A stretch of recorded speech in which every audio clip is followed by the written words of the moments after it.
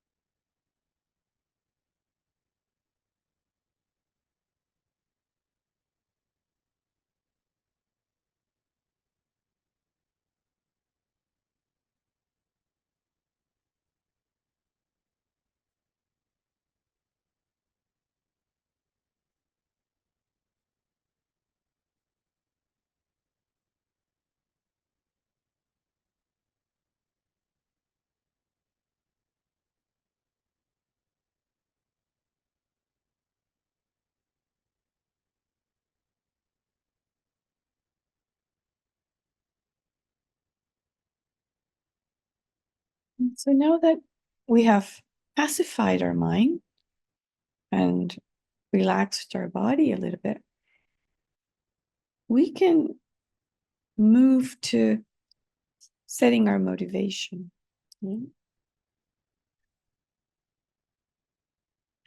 And so nobody enjoys having a worried mind. Nobody enjoys being under the influence of fear and panic and stress and anxiety. We don't enjoy these afflictions in our mind. Yeah, they make us miserable. Yeah. And sometimes they make us do and say things that are not helpful to ourselves and to others. So that just compounds the suffering. And it would be so nice. It would just be so nice if we could just get these afflictions under control. You know? And be able to apply the antidotes when they arise and experience some relief. Yeah, some relief. Because it's always so much better when we can have a clear mind. And with a clear mind, we can certainly find solutions more quickly, more effectively. We can deal with whatever comes our way. When we have a positive mind, a calm mind, mind of confidence,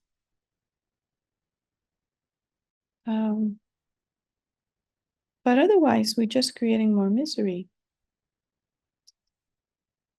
So we're here to kind of see what the Buddha taught in terms of how to transform our mind when we are experiencing these afflictions. Not only so that we can have peace of mind, not only so that we can be free, of this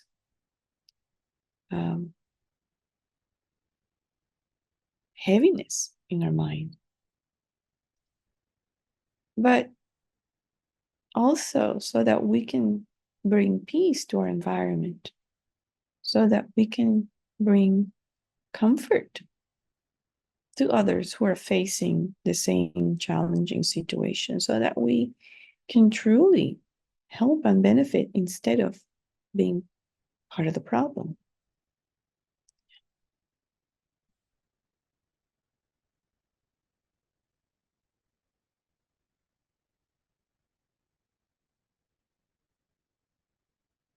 So let that be our motivation for this evening. Let's sort of hold on to that motivation of wanting to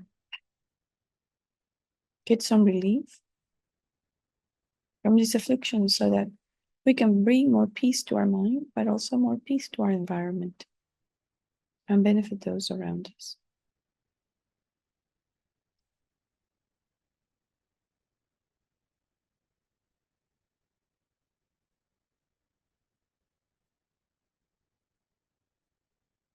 So with that motivation, let's connect with Buddha. And we connect with Buddha by visualizing, and visualizing that he's in front of us.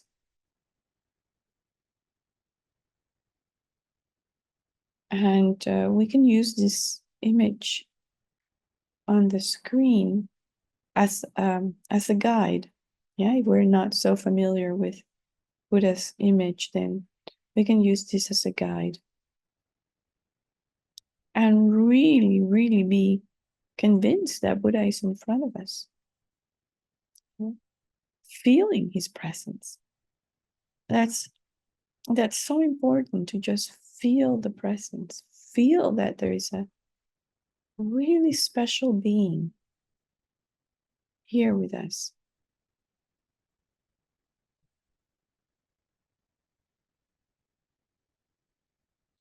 let's take a moment to visualize Buddha and open your heart and connect.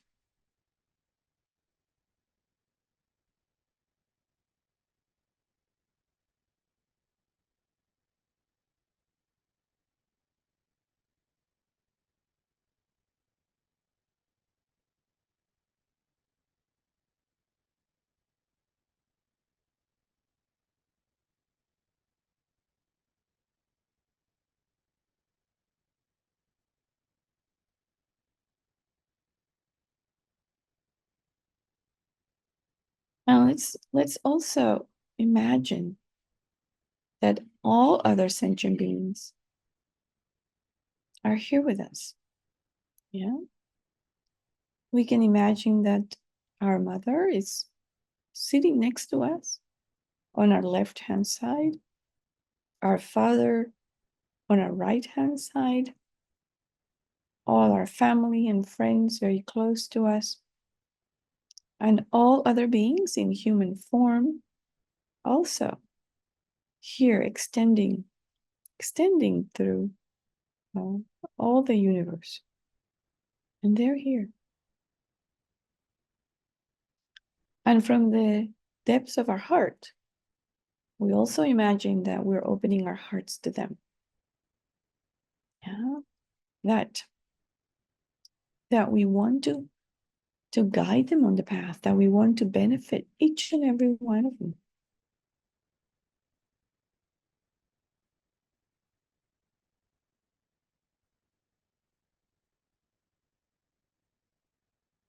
And with that visualization, then we can recite the refuge verses. I take refuge until I am enlightened in the Buddha, the Dharma, and the Supreme Assembly. By my merits of listening to the Dharma, may I become a Buddha to benefit transmigratory beings. I take refuge until I am enlightened in the Buddha, the Dharma, and the Supreme Assembly. By my merits of listening to the Dharma, may I become a Buddha to benefit transmigratory beings. I take refuge until I am enlightened in the Buddha, the Dharma, and the Supreme Assembly. By my merits of listening to the Dharma, may I become a Buddha to benefit transmigratory beings. May all sentient beings have happiness and its causes. May all sentient beings be free of suffering and its causes. May all sentient beings not be separated from sorrowless bliss. May all sentient beings abide in equanimity, free of attachment and aversion.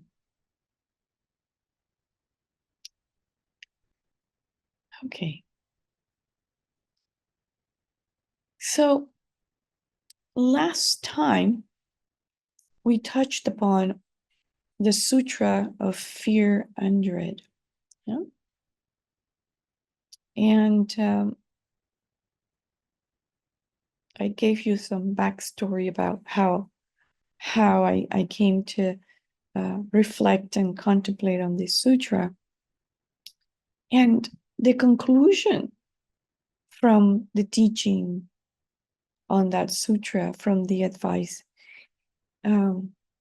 is that our Dharma practice is really what protects us.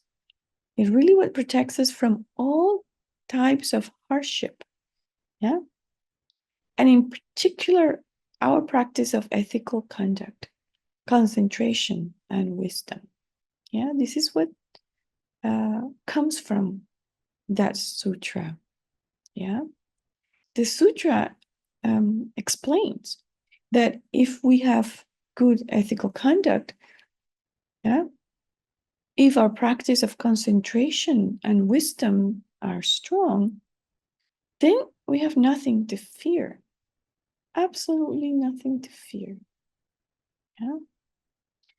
With ethical conduct, yeah, we avoid creating negative karma. Yeah. And of course, it's that negative karma that would result in suffering. Yeah. If we kill, we'll have a short life. We'd be killed. If we've done violence and hatred, we will end up in situations where there's violence and hatred. Yeah. If we've stolen in the past, our things would be stolen. None of our possessions would last. They will break, they will get damaged. We will be bereft because we've taken things from others. Yeah. So the best way to avoid all of those negative things manifesting in our life is to avoid creating the causes. And what are the causes? This is all of the negativities, all of the 10 destructive actions, of body, speech, and mind. So that's our practice of ethical conduct. It really protects us from experiencing those things. Yeah. With the practice of concentration, we reduce the manifest afflictions. Our concentration helps us tame, subdue the manifest afflictions, which then help us to avoid creating negative karma. So you see, these things are going to be supporting each other. Yeah, they're going to, the practice of one enhances the practice of the other. Yeah. And with wisdom, when we really focus on increasing our wisdom, then we understand the nature of reality. We see the interdependence of all phenomena, right? And understanding the interdependence of all phenomena, we're not going to want to harm anybody because we know we depend on them. And we know that harming others eventually will harm ourselves. Yeah, so all of these understandings really provide the foundation for us to have a life free of worry, free of suffering, free of fear. So in addition, the Buddha gave us tools, gave us ways to purify the negative karma that will result in these types of suffering. For example, if we are, let's say, living in a repressive government, or if we're living in a country that has a lot of violence or terrorism, it's because we created the causes for us to live in that environment. We created the causes, and we cannot blame anybody. Yeah, we cannot point the fingers. We can just say, okay, I create the causes, so I need to purify, so that I don't continue to bring into my life all of these negative situations, all of these challenging situations and environments. Yeah. So while we are living in a situation that is nice and peaceful and comfortable, we need to purify so that, we avoid the other situation of living in a place with a lot of unrest, a lot of political instability, a lot of terrorism, violence, etc., right? Because we know that things can change in a dime.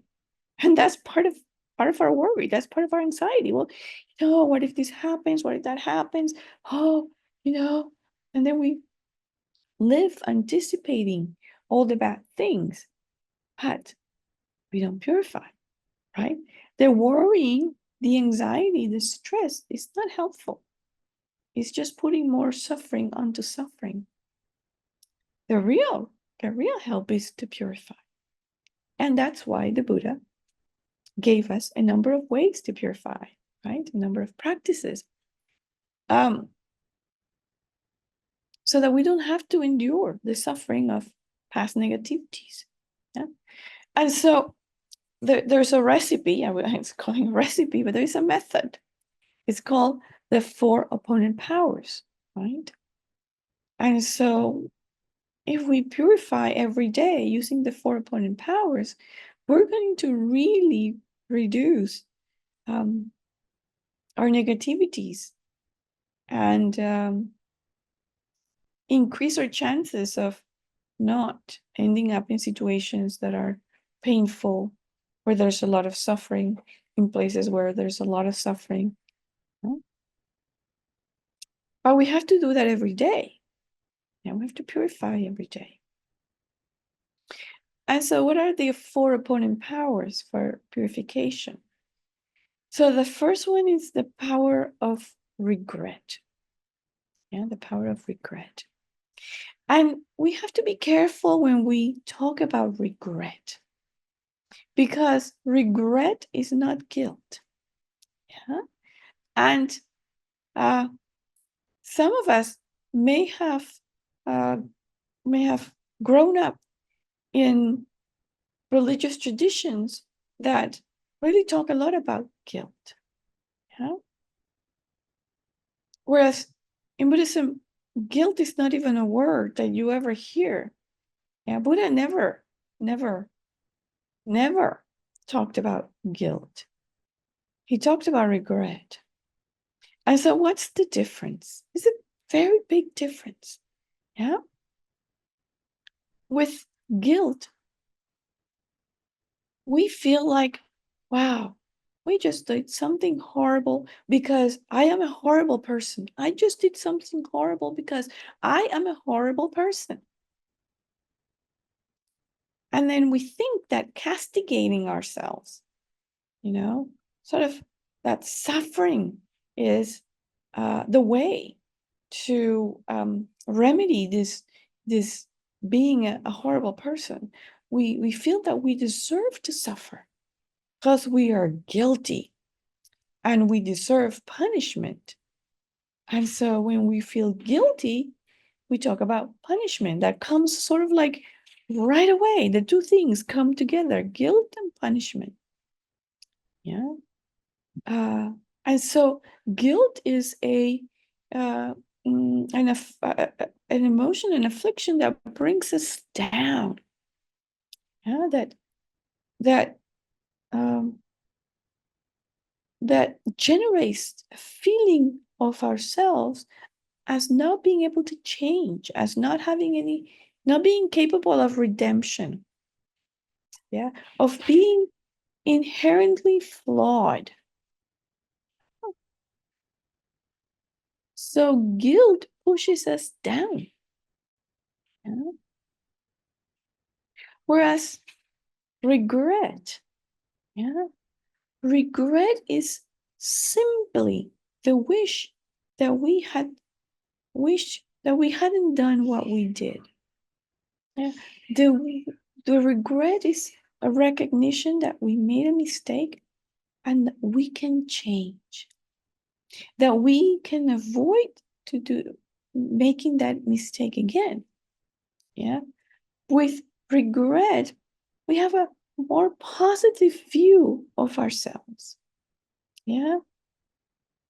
With regret, there is the optimistic feeling that yes, we don't have to do this again, that we can correct, change course,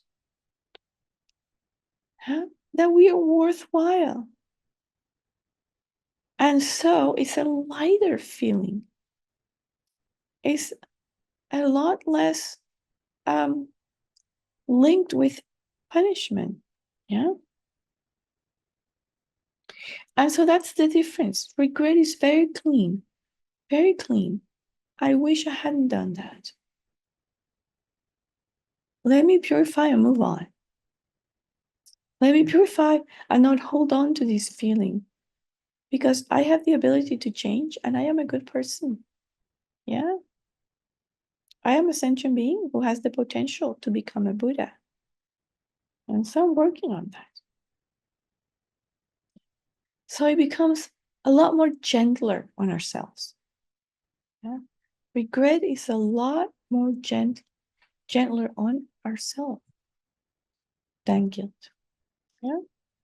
And I was a bit redundant, a lot more gentler. Okay, so I have to be gentle with myself now that I've been redundant in my speech. It's a way to practice being gentle. So that's the power of regret. So that's the first thing we have to do. We have to recognize that we made a mistake and recognize that, oh, geez, I don't want to do that again, because now I know that when I create a negative action, I am going to receive the result, which is going to be suffering. And I don't want to suffer. I don't want to suffer. I don't deserve to suffer. Nobody deserves to suffer. No matter what they have done, they don't deserve to suffer. Yeah. It just so happens that the mechanism of karma is such that when we created certain actions, they result in suffering. But that doesn't mean that the person who created the action or the being who created the action deserves to suffer. Those are two different things. Yeah. So that's the first step. We regret. Okay.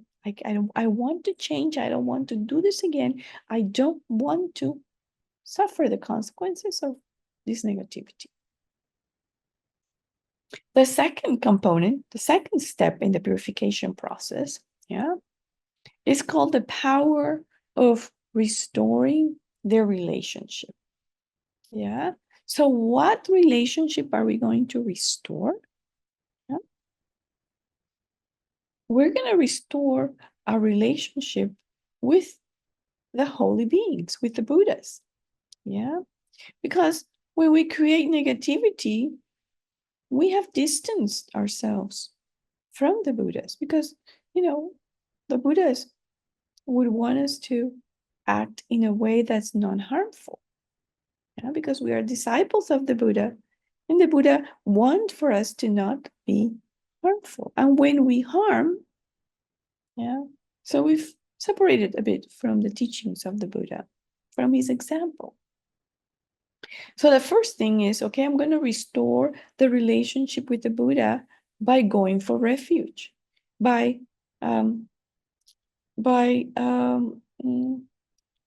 remembering that I want to be a follower of Buddha, that I want to follow his example and his teachings.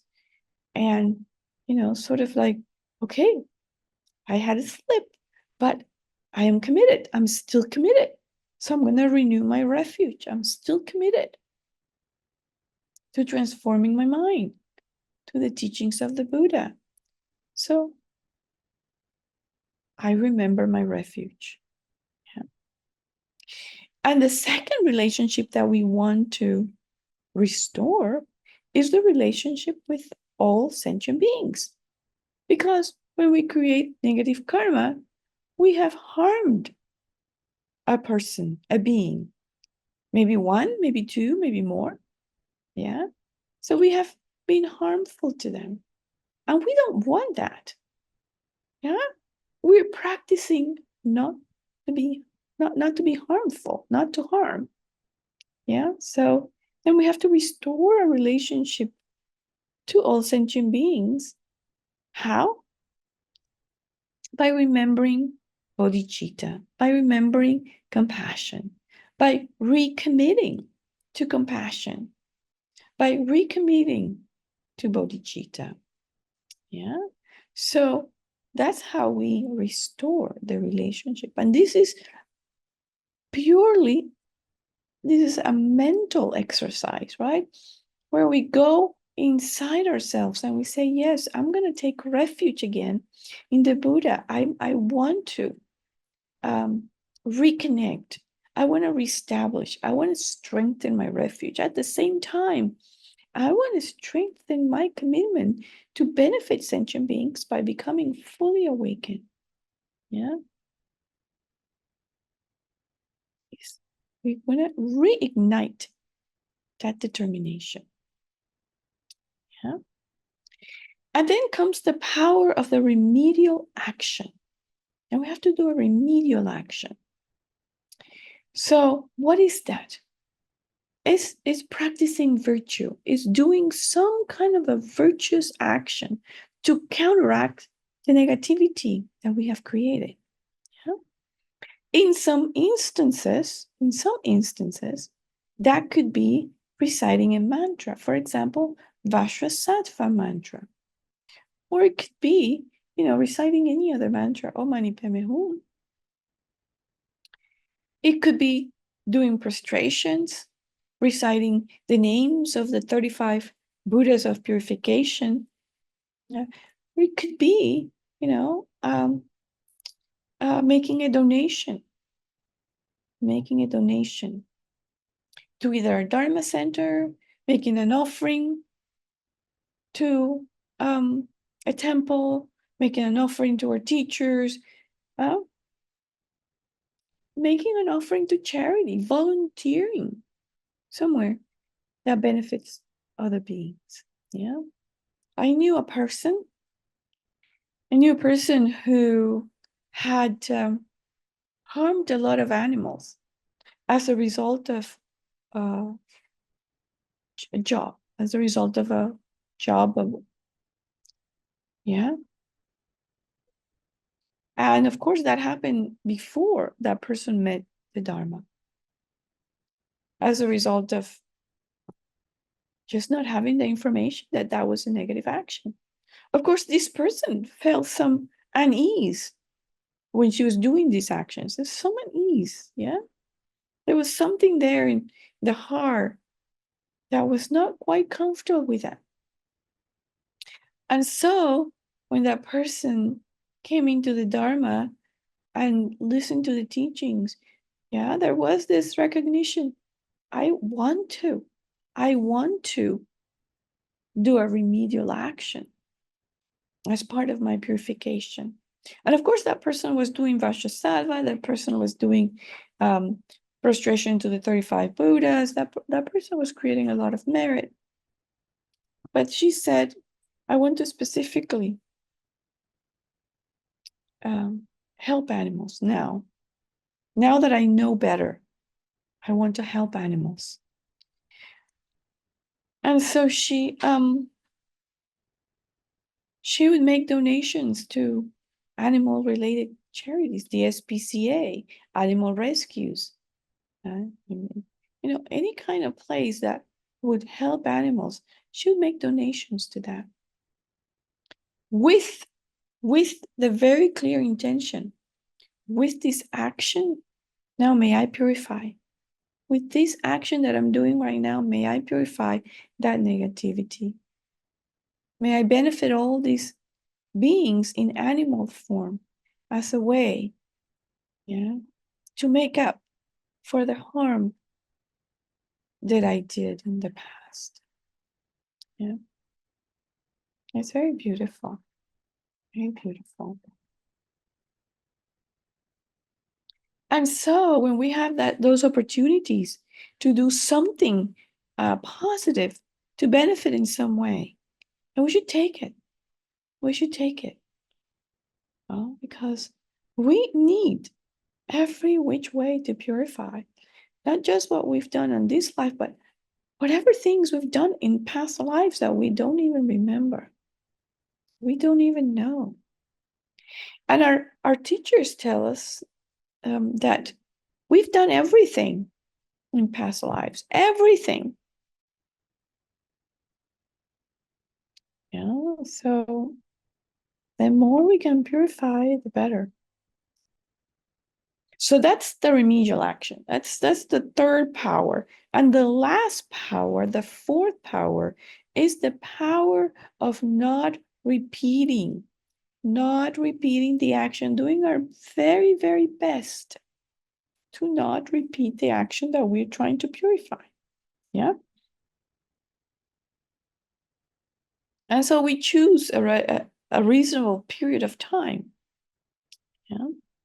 There are some actions that we know we are never, ever again going to do in this life. We know, we're certain. So then we say to the Buddha, this action that I'm purifying, I will not do ever again in this lifetime. From now until death, I will not repeat this action. But then there are other actions that are more habitual, right? That are harder to stop. Yeah. There are some actions that I can just commit to not doing for 5 minutes. Yeah. Sometimes it's just a second. Okay, can I just not do it for the next second? That would be lovely. Because they are just so habitual. Yeah. We have created so many habits that are not conducive to our well-being, to our happiness.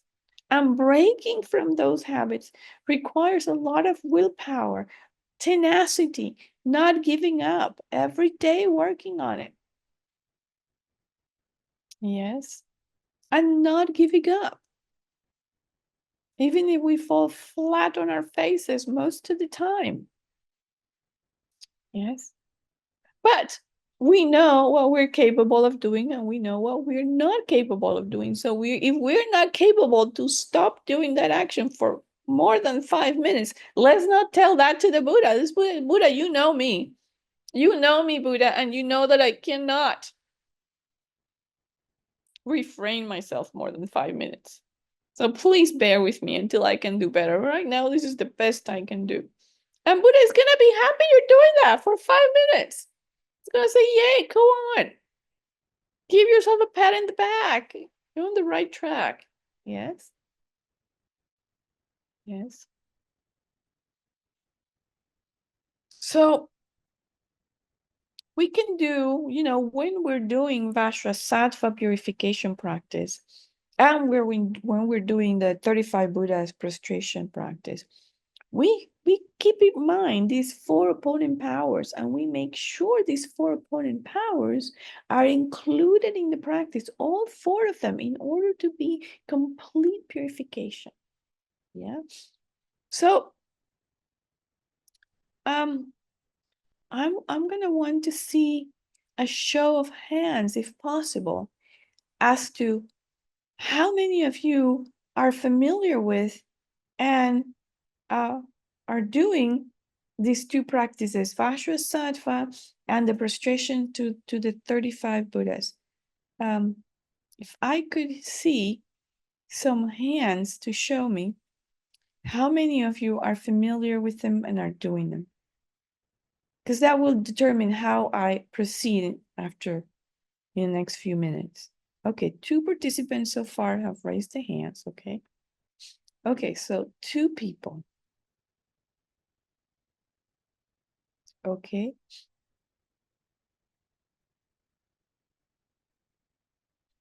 And then I have not the Buddha one, Vajrasattva practice. Okay, some people are not sure.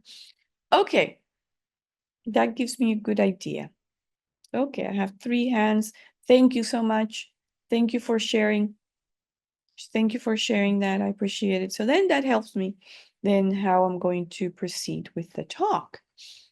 Okay, so Lama Zopa Rinpoche, our teacher Lama Zopa Rinpoche, his advice was, in the morning, when you wake up and you're doing your morning practice, do the prostration to the 35 Buddhas, do that purification practice. And in the evening, before going to bed, during your evening practice, do the Vajrasattva purification practice. Okay. Now, I'm going to speak in general about the 35 Buddha practice. I know some people are not familiar with it, so I'm going to speak in general about that. So it's a practice, right, where we have the opportunity to experience regret in the beginning. We're going to, during that practice, we're going to recall a negative action that we've done that we want to purify. Perhaps it's this heavy weight. It's this heavy weight that we're carrying, this heavy feeling of what do I do? I want to get rid of this feeling of having done something wrong, and I'm going to purify that. Yeah, so we regret it. We focus specifically on that action, and we regret that action. And we visualize the Buddha in front of us, and from his heart, a number of Buddhas emanate sitting in rows. In fact, Lama Zopa has a booklet in the FBMT store about that practice that you can check out. Yeah, if you want to do that practice. But anyway, so you have this visualization of the Buddha plus another 34 Buddhas, plus the medicine Buddhas, if you want to add them, right, in front of you. And you are in front of them, remembering your negativity, and you're regretting your negativity. Then you're taking refuge. Then you're having a bodhicitta prayer as well, very short verse together, or together, refuge and bodhicitta, right? And now you have two powers right there, the regret and the power of restoring the action. And you imagine, this restoring the relationship. And then you imagine also that all other sentient beings are with you at that moment, and they're also going to purify with you using this practice. Yeah. So that immediately restores your relationship with other beings, because you're caring for them, you're benefiting them in this way. You're kind of um, remembering your bodhicitta and your compassion. You bring them with you. Okay. And so then you're going to be reciting the names of these Buddhas. Yeah. Uh, Beginning with Buddha Shakyamuni, and then going row by row, the names of all those other 34 Buddhas, plus the names of the medicine Buddhas, if you add them. Okay. And then you're prostrating, you're doing prostrations, and you're reciting the names. So that's the remedial action. The remedial action is speaking the names of the Buddhas. Yeah, you're connecting with the Buddhas by remembering their names and speaking their names, and you're prostrating. Yeah. And then, of course, you're visualizing ray, uh, rays of light, white rays of light and nectar pouring into you from the Buddhas, bringing purification, and not just purifying you, but also purifying all the beings that you are visualizing around you. So all those beings that you're visualizing around you, they're also prostrating with you and reciting the names of the Buddha, and they are receiving all of this nectar and light that's purifying them. Okay. And at the end of that practice, you are going to also do your power of not repeating the action by letting Buddha know in front of the Buddha. You're going to say, Buddha, I will not repeat this action for 5 minutes, an hour, a week, etc. Okay, whatever whatever time frame is reasonable for you, and then you're gonna dedicate, and the practice is done. And this is a practice that Buddha recommended to do. That Lama Zopa Rinpoche recommended to do in the mornings. And then in the evenings, you can do Vajrasattva practice. Yeah. Again, I think you can find a booklet on Vajrasattva practice at the FPMT store online. Yeah, and this one is, again, you can incorporate those 4 opponent powers into the Vajrasattva practice. I believe in the booklet, there are already verses that address these powers so that they're incorporated there. And then you do your visualization of Vajrasattva on top of your crown. And then you repeat the mantra. And that's the remedial action. You're going to repeat the mantra, visualize that there is light and nectar from Vajrasattva's heart flowing into you and bringing purification. Yeah. So those are the 2 practices. This is a very general, kind of a brief overview of what they are, but they're very effective practices, and we need to do them every day, because we have such a collection of negativities that we're carrying that we don't even know about, plus the ones that we've committed in this lifetime. So the more we can purify, the happier we're going to be. Yeah. Okay. And if these negativities we don't purify, they could result in rebirth in unfortunate realms, and we don't want that. We really don't want that. Yeah, we really don't want that. So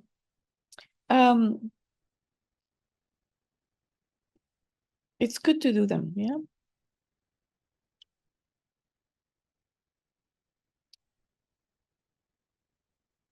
Now, yeah, if we memorize the practice, yeah, if we memorize the Vajrasattva mantra, and if we memorize how the practice goes, then the moment that we catch ourselves doing a negativity, the moment that we catch ourselves doing something negativity,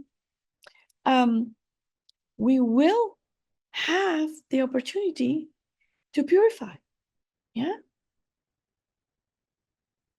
And that's the beauty of becoming very familiar with these practices. Yeah, if we do them every day, we become very familiar with these practices, we memorize these practices, then we can do them on the go whenever, we just did something wrong. It's like, oops, yeah, I blew it. Let me just purify right now so that negativity is not hanging around in my mind. Let me just flush it out right now. And that helps us. Yeah. And we feel like and our practice gets stronger, and we feel, yeah, more, we feel sort of more empowered to deal with our own mistakes right away. Yeah. um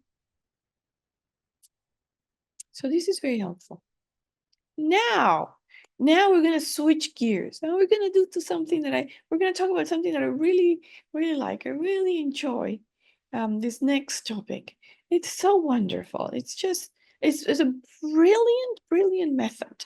Yeah, and it's called Lojong, or mind training. Yeah, and this is brilliant. This is brilliant. Yeah, because we don't have to see problems in the same way. Yeah, we don't have to see problems as problems. Hmm? We don't have to see challenges as challenges. We can see them as something good, right? So these mind training teachings really give us a different perspective on challenging times and challenging situations. Yeah. So in particular, I am going to cover, yeah, some of the advice that's found in a text titled Mind Training Like the Rays of the Sun. And this is written by Nam Kapel, who was a disciple of Jason Kappa. They were alive at the same time, and he was very close to Jason Kappa. In fact, there are some scholars who think that it's possible that because Nam Kapel was a scribe of some Kappa's teachings, that these may be just some notes that Nam Kapel took of Jason Kappa's teachings on Lojong. So yeah. So this is a great vehicle text because it really talks about the awakening mind. Talks a lot about compassion, about how to generate bodhicitta, talks about all these things. So it's a um, it's a Mahayana text. Yeah. And so we're going to go over some of these verses that are trying to teach us how to transform the way that we look at, that we experience, that we work with our mind during challenging situations. Okay. And so here's the first one. It says, when the environment and its inhabitants overflow with unwholesomeness, yeah, transform adversities into the path to enlightenment. Yeah? Transform adverse circumstances into the path to enlightenment. So how do we do that? Yeah? Luckily, there's some commentaries that help us figure out what does it really mean. Yeah, what's the advice here for us? Yeah. So it says that, uh, when the environment is full of the negative results of negative karma, the result of negative actions done in the past, right? Yeah. And when that really causes people to continue to create negativity and disturbing emotions, yeah, then under such circumstances, yeah, we have to transform those difficult circumstances into conducive factors. Yeah, we need to be able to see harmful elements, yeah, harmful situations, difficult situations as our friends. Yeah, we can use those adverse situations to support our practice, to support our spiritual development, and to support the path to awakening. Yeah. We must learn, yeah, we can learn to immediately incorporate our mind training practice into any good or bad situation that we encounter. Yeah. How do we do that? So when we experience something that we label bad, oh, this is bad, this is horrible, this is just, I can't bear this. It is unbearable. This is a huge problem. When we encounter something like that, we immediately cut our mental proliferation by thinking, by realizing, oh, this is just the result of my own negative action. It's not somebody's fault. It's not the government's fault. It's not the president's fault. It's not my neighbor's fault. It's something that I created. The cause that I created has resulted in this suffering, in this challenge, in this situation that I find annoying, unbearable, frustrating. This is the result of my own actions. Wow, when we recognize that and when we think that way, then there is no way that we're going to blame others, and then we can bear the situation. We can bear it because we know, geez, it's the result of something that I did. And then we can find peace with that. And there is no need to pile suffering onto suffering. It's clear cut. It's my own fault. I did some action that I didn't purify. I'm getting the result. Okay. From now on, I will purify. From now on, I will purify. And you see how that immediately changes our mind and immediately puts us in connection with how reality is. And it stops the proliferation and the blaming. Yeah. Now, if we happen upon a situation that's good, that's beneficial to us, where we've received some kind of a good news or something wonderful has happened, yeah, we can do the same thing. Instead of feeling proud and giddy about it, we just say, oh, this is the result of something good I did in the past. This is just, yeah, the result of some positive action I created in the past. I must have done some virtue. And leave it at that. There is no need to proliferate, no need to go into, arrogance and pride. And, we just maintain our even keel, maintain our evenness of mind in the midst of both good and bad situations.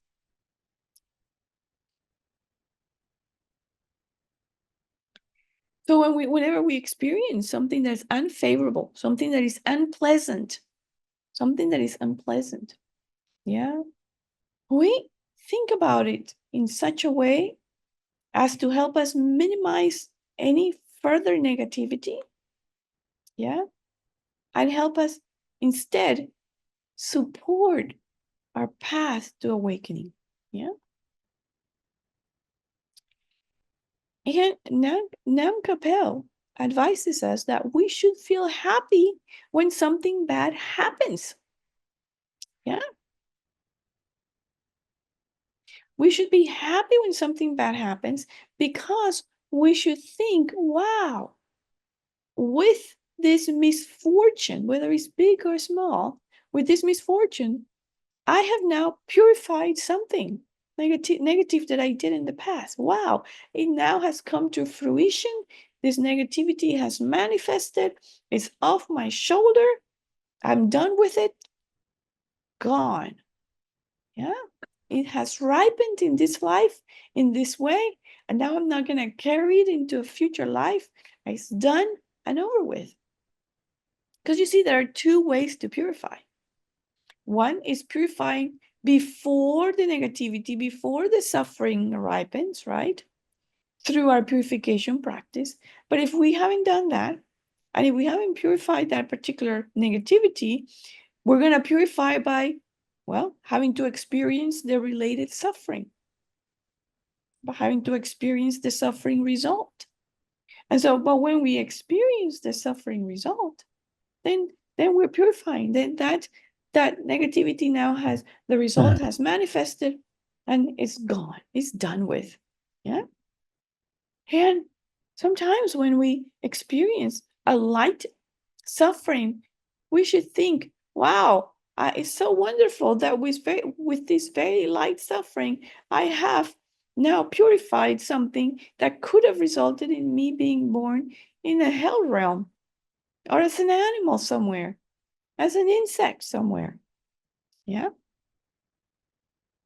And this is exactly what Nam Kapel is telling us to do. It says, think that this misfortune, whether it's light or heavy, now has removed some definite negative karma that otherwise would have resulted in a rebirth in a lower realm, in an unfortunate realm. Yeah.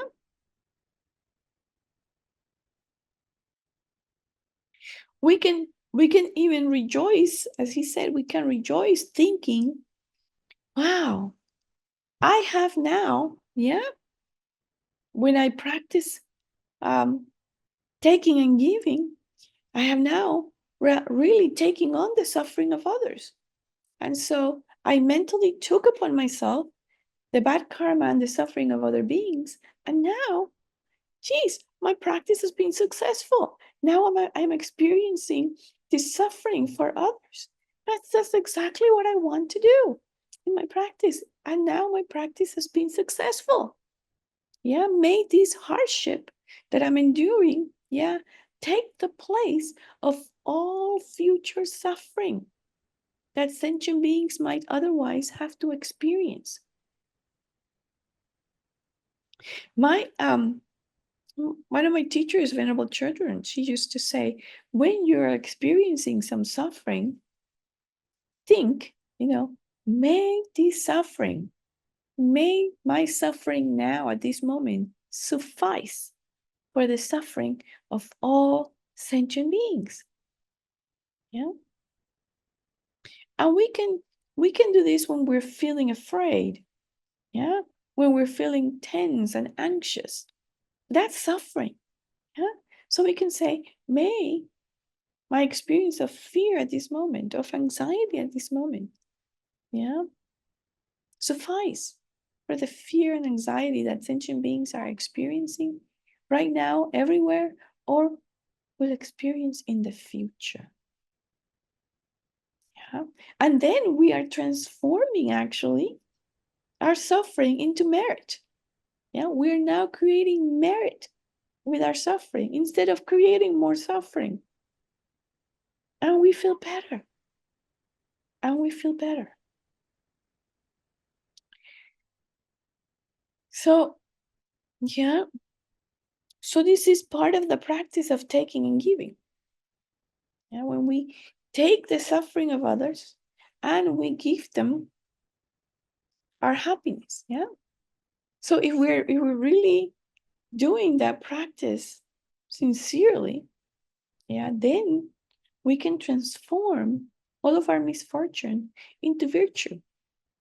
Rather than creating more obstacles, rather than creating more suffering, rather than creating more negativity, yeah, we just transform that into virtue. So here comes another question for you. Yeah. Sorry, I'm asking you so many questions, but I need to know because then I can just then shift gears and give you something that is helpful. And so I would like to know how many of you here tonight are familiar with the practice of taking and giving, or tonglen. How many of you have heard of it? How many of you have practiced it? How many of you know this? Okay, I see 2 hands have been raised. 3 hands have been raised, okay?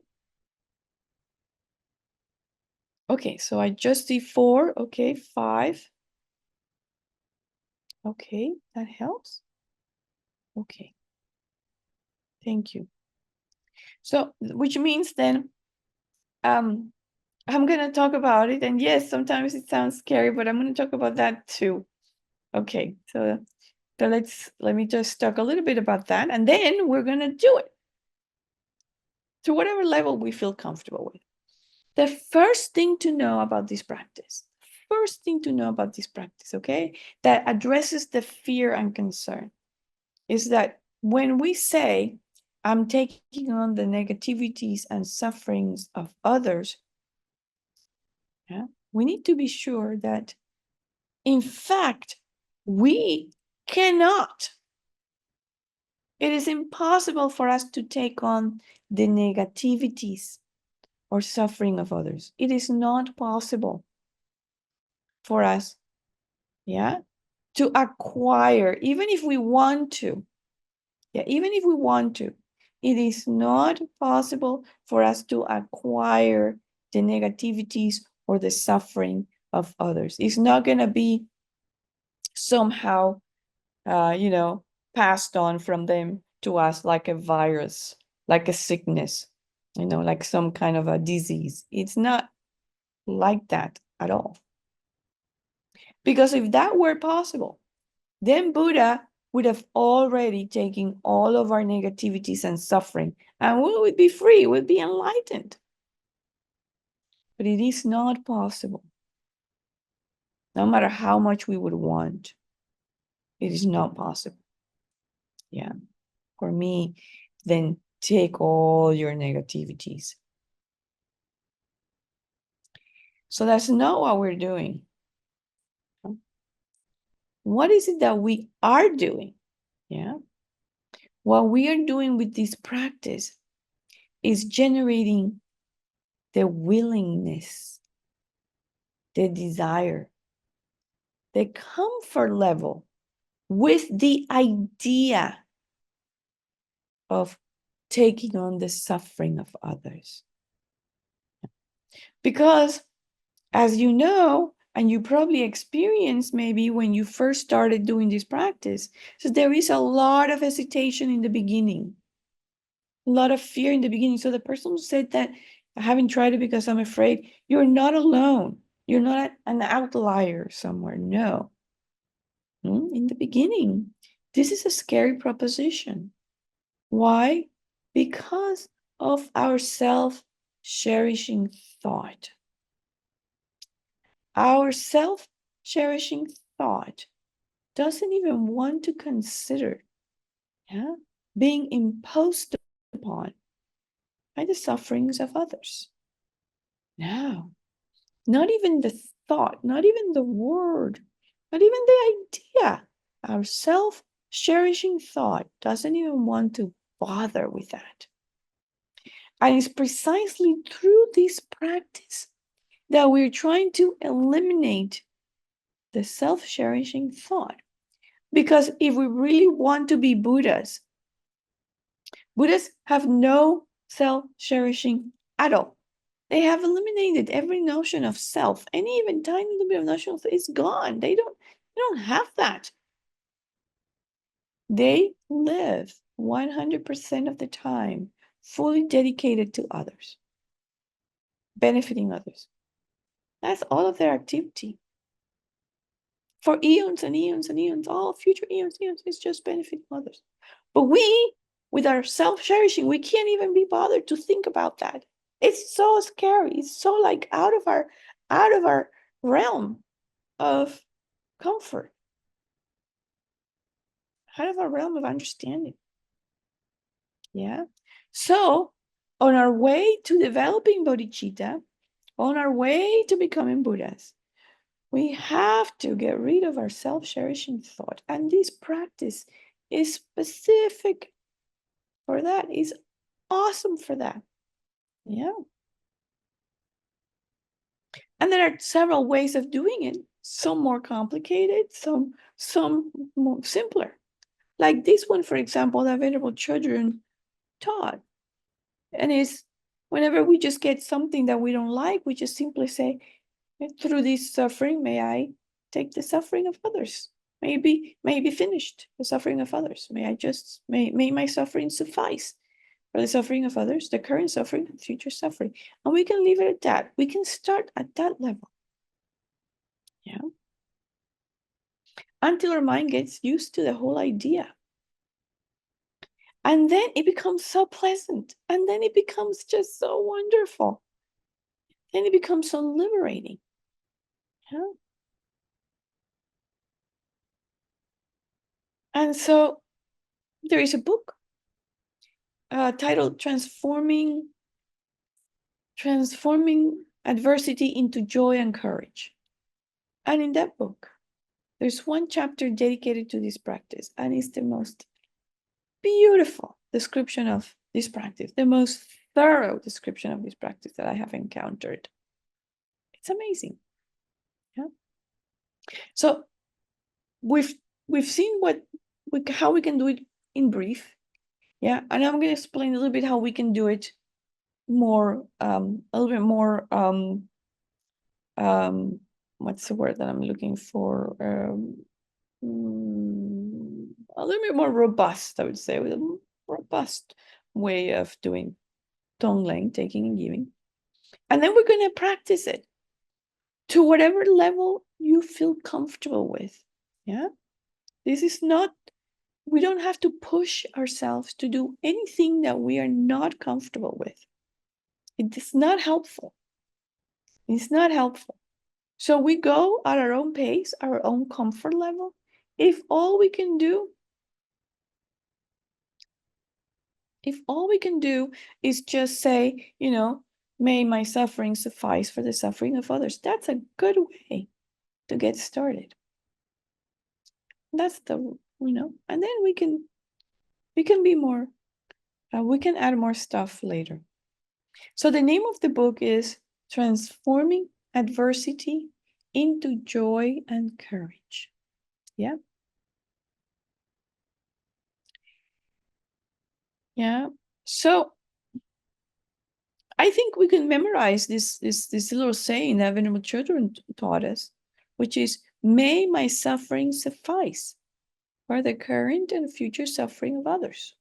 Whenever you're experiencing something, even if you just stab your toe and it's hurting like woof, then you can say, may my suffering of this toe that's hurting, suffice for the pain and suffering of all sentient beings, now and in the future. And you can also think, wow, I just purified something. I stabbed my toe. Yes, that's purification in action. Lovely. Yeah. Some masters, they don't feel suffering. They feel bliss. They stab their toe and they feel bliss. No, our practice should be that strong. We get, our practice right now is, it is just so beginning that, even if we just get a little prick in their finger, it becomes really a lot of suffering. Yeah. Whereas our masters, they get a big suffering, and for them it's just blissful. Yeah. So Yes, that looks like I think that's, yeah, in Amazon. Yeah, you can find it in Amazon. I think that's, you got the right book there. Okay, so in that there's a chapter. The book is about the 37 practices of bodhisattvas, but there is a whole chapter dedicated to taking and giving, which is beautiful. Okay, so I'm going to explain the practice, and then we're going to do it for a few minutes, and then that will be the end of this session, okay? And then we'll continue with Lo Jong next time, because we haven't finished.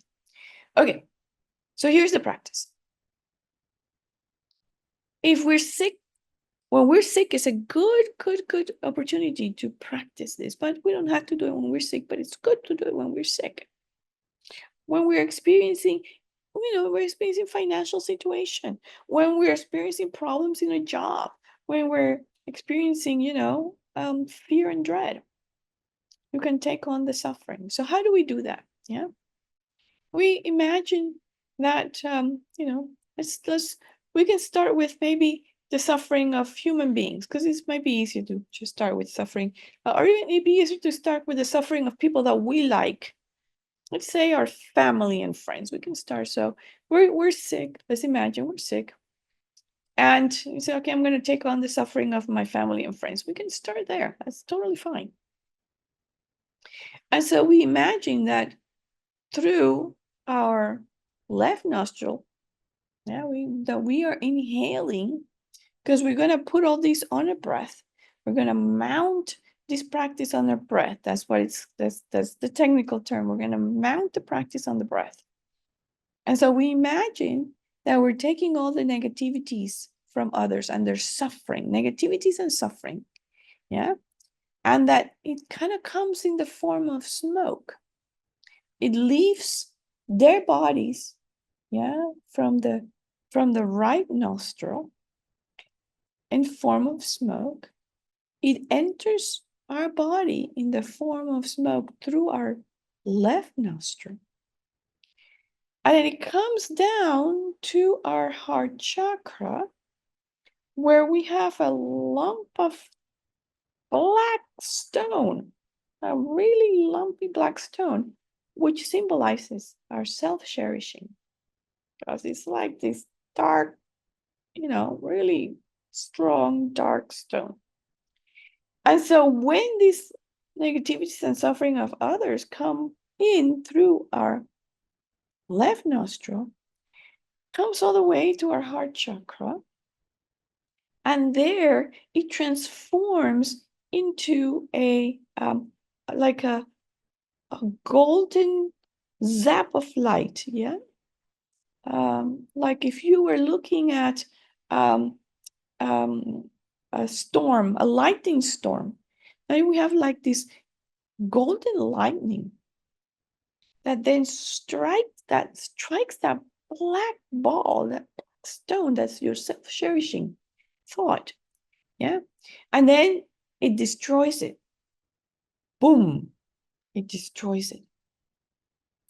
And then you see that space that was occupying that black ball, now it starts to fill with this beautiful light, this beautiful, wonderful, warm light that has all your love, all your compassion, yeah, represented there. And then it comes out of your right nostril, comes out on you with your breath out of your right nostril in the form of light. All that light comes out, yeah, and then is inhaled by those people. That's that group of people that you've been focusing on, and they inhale it through their left nostril, and that light penetrates their body, and now they have this wonderful light that brings to them happiness and joy, yeah, and completely cures all of their negativities and cures all of their afflictions and their fear and everything. And they feel good. They feel healthy. They feel happy. Yeah. And then in addition to that, you're going to send to them all your bodies of the past, present, and future, all your bodies of the past, present, and future in the form of a jewel, of a wish fulfilling jewel. Yeah. And that wish fulfilling jewel is on top of their heads. And then it transforms into everything that they need, everything that they want to be happy. Like what?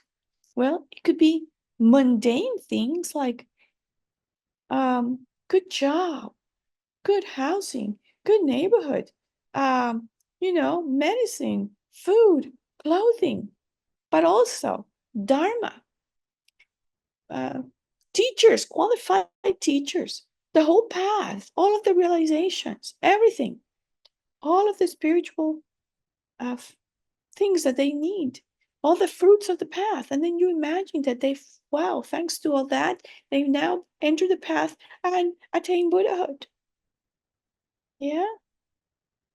So you're giving them all of this, all of these. Yeah. And we repeat these. We repeat this process, inhaling all the suffering and negativity, exhaling all our love and compassion that they receive, sending them this wish fulfilling jewel that then gives them everything that they need, both mundane and spiritual, including everything they need to attain full awakening. Dharma books, Dharma centers, wonderful teachers, wonderful spiritual companions, everything. Yeah. Okay, there's a hand raised. Hello, Venerable. Hi. Hi, Scarlett. I have two questions about the Tonglen. Number one, you said that when we inhale all their troubles into our heart chakra, that we imagine to be a black ball of some sort, and then we explode it. When we explode it, where is it going? Like, is it dissolving It's in, just dissolving. It just dissolves. It disappears. There's no more there. and then we Right? really imagine, And and then then we, uh-huh. that space that it was occupying, that is no longer occupying, is now filled with all your compassion. Yeah, And that light becomes white yeah, it or becomes oh, it could, yellow, you said. yeah, it's beautiful light. It could be, I imagine white light. Yeah, I imagine white light. So when that white light goes to them and brings them purification and joy and everything. But the light that's yellow is the light that's going to destroy that lump of coal, calling a lump of black coal in there. That's the yellow light. It's like one of those when you're having um, a lightning storm. It's like a lightning, yellow lightning, and then strikes that black lump of coal, and then it completely destroys it and disappears. Now, I have to make one caveat that is very important. It's something that Venerable Children mentioned to us many times is your heart chakra is a very sensitive place. Very, very, very sensitive. We don't want to be putting a whole lot of stuff in our heart chakra. So she recommends that when we do this practice, we don't necessarily imagine that this is all happening at our heart chakra. We can go a little lower. Yeah. Or we can even imagine it's happening in front of us, not right there in the heart chakra, because we don't want to disturb that so much. We want to be very careful with not disturbing our heart chakra. This is very sensitive. So when you do the visualization, even though you know that it should be happening at the heart chakra, you're going to visualize it happening a little in front, maybe even outside of your body, or a little lower, maybe sometime somewhere between your chest and your belly button, somewhere there. Yeah, where you're not going to be causing a lot of harm to your heart chakra. So I just want to make sure we understand that is very important. Okay. And Okay. my Yes. second question was when, like, isn't that going against someone's will? Like, what if, like, we're not asking permission, oh, can I, heal you? We're just doing it on against their will. Is there something So that, like, as I said, in reality, they are not feeling anything. Nothing is happening to them. We don't have the power to heal them yet because we're not Buddha. So we're not healing them. We're not healing them. We're not taking on their suffering. Nothing is happening to them. Absolutely nothing. We're not changing anything about them. This is all about changing us. Yeah, so this is all about changing ourselves, changing our self-cherishing thought, right? Diminishing and eventually getting rid of our self-cherishing thought. This is the supreme practice to generate bodhicitta because of that. Because we're directly affecting our self-cherishing. This is not affecting anybody else out there. Yeah. The fact that we're wishing them all of these things, that we're sending them all of these things, is helping us practice our generosity too, right? Yeah, it's practicing our generosity, our ability to give. But they are clueless about what we're doing. It's not affecting them in any way, right? It's affecting us. It's working with our own mind. Yeah. Thank you. You're welcome. Okay, so we have another hand raised. Yes. Thank you. I'm just wondering about that, what you've just said.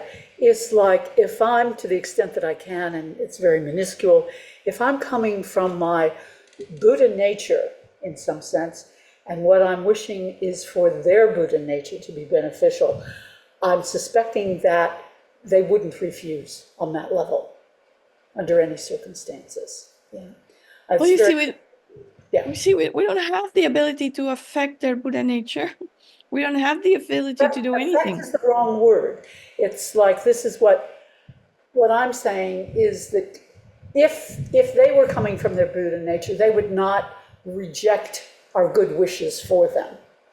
Of course, nobody's going to reject our good wishes. There's no harm, right? There's no harm that we're doing with this visualization. We're not impacting them physically. We're not impacting them mentally. We're working with our own mind. That's all we're doing, just working with our own mind using this visualization technique. Is it visualization technique? To really address our problem, which is our self-cherishing. Yes, another question? Hi, this is my first time attending, and I just wanted to, first of all, say thank you so much. I've learned so much this evening. I was wondering, I have been practicing some meditation for insight kind of on my own before attending classes. I've only read like a book or two, take a couple classes or online and at school and stuff, but nothing like this before. And I've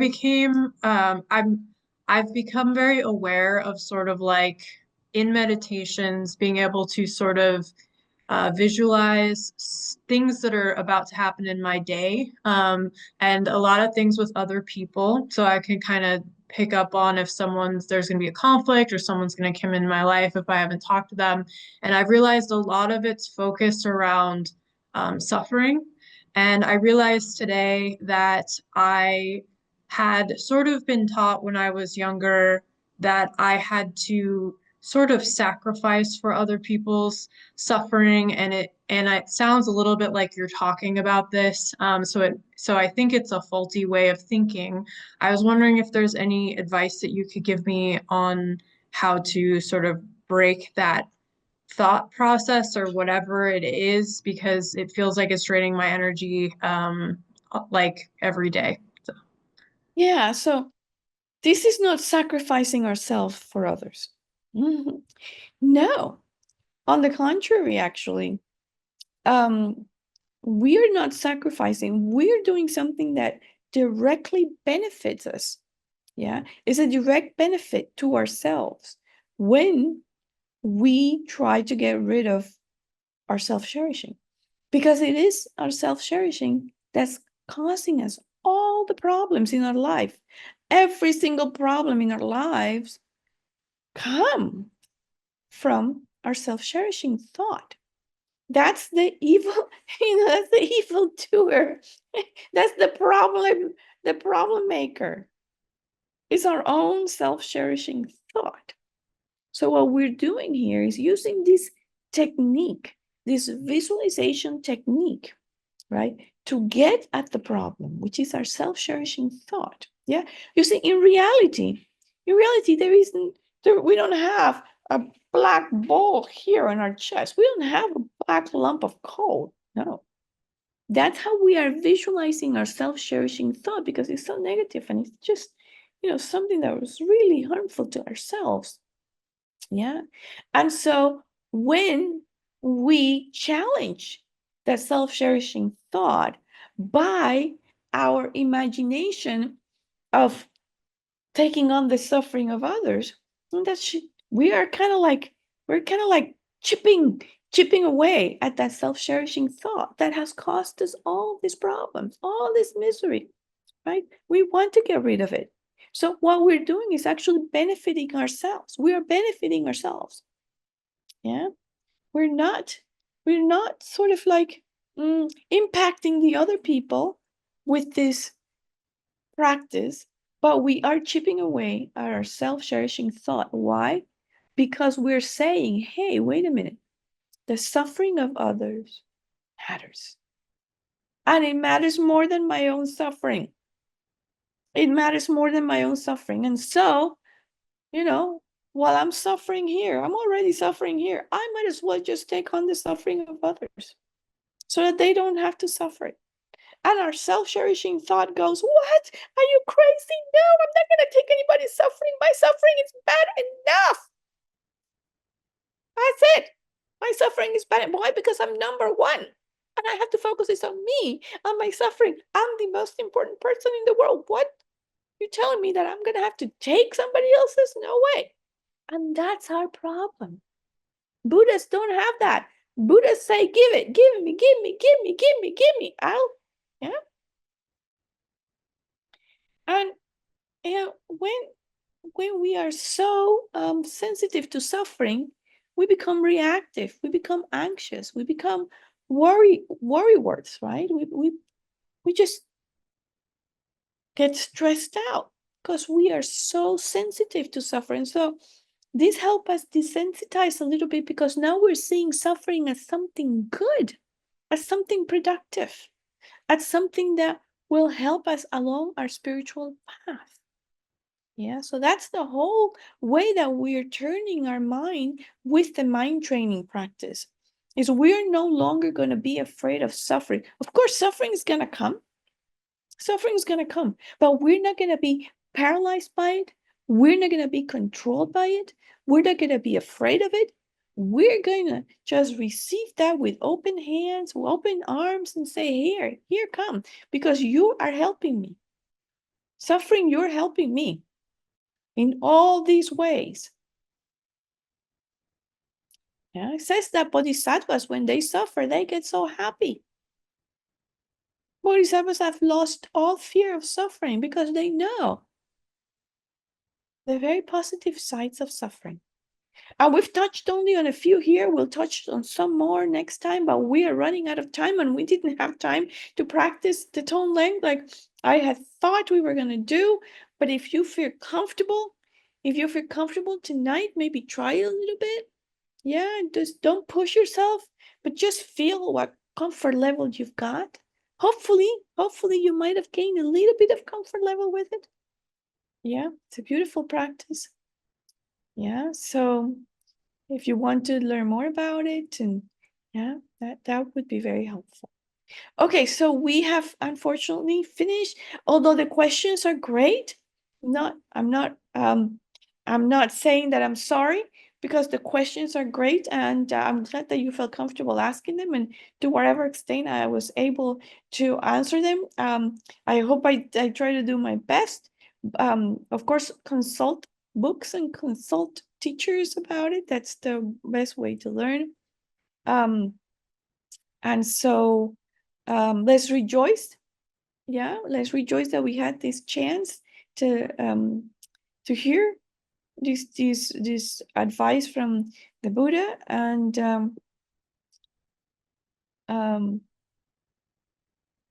so let's then dedicate all of these Wonderful, Mary. Oh, somebody has one last question. Okay, one last question. I Because we promise. don't. I promise. The very last. Okay. There is it's a bit long, but there is a Tonglen for turbulent times video by the Venerable Yan Ten, so she guides you through a Tonglen. I can put that YouTube link with your permission in the chat. Okay. Yes, I know Venerable. If it's this Venerable Jumpton that I'm thinking about, I know her. Yeah, she's from So Maitripa. USA. Is she on Maitripa? Yes, I know Venerable Jumpton. Montreal. Yes, absolutely. Please put it on. All these things are helpful in our practice, and gotta be grateful that we have all access to all of these resources. So to be very grateful. Okay, so let's rejoice and dedicate. May whatever virtue I have collected benefit the teachings and all transmigratory beings, and in particular, may it cause the essence of perfect pure Losandrapa's teachings to shine forever. May the precious Supreme Bodhicitta not yet born arise and grow. May that arisen not decline, but increase more and more. In the land encircled by snow mountains, you are the source of all happiness and good. All-powerful Shenrezi, Tenzin Gyatso, please remain until samsara ends. Peerless teacher, an assembly of the children of the victorious ones, Shravakas and Pratyeka Buddhas, victorious Losang, father and sons, along with the lineage masters, all the objects of refuge of infinite lands, please bestow the virtue and goodness of accomplishing this prayer here and now. Holding and spreading the Muni's precious and complete teachings through explanation and practice, you wore the armor of patience that is never discouraged. Incomparable, Venerable Guru, to you I make request. While striving single-pointedly for the sake of the victorious one's teachings, the sole gateway through which all benefit and happiness emerge, and from other living beings, you suddenly departed to peace. What a great loss. Nevertheless, through the undeceiving truth of the blessings of the ocean of the three jewels and the great waves of bodhicitta of the children of the victorious ones, may the smile of a reincarnation swiftly beam in glory for fortunate disciples. Okay, so we've come to the end of tonight. Thank you very much. Enjoy the rest of your evening. And we'll continue with Lojong mind training next time, which should be our last time. Hopefully we can wrap it up then. And keep on practicing all these different tools for dealing with anxiety and panic and fear. Okay, good night then.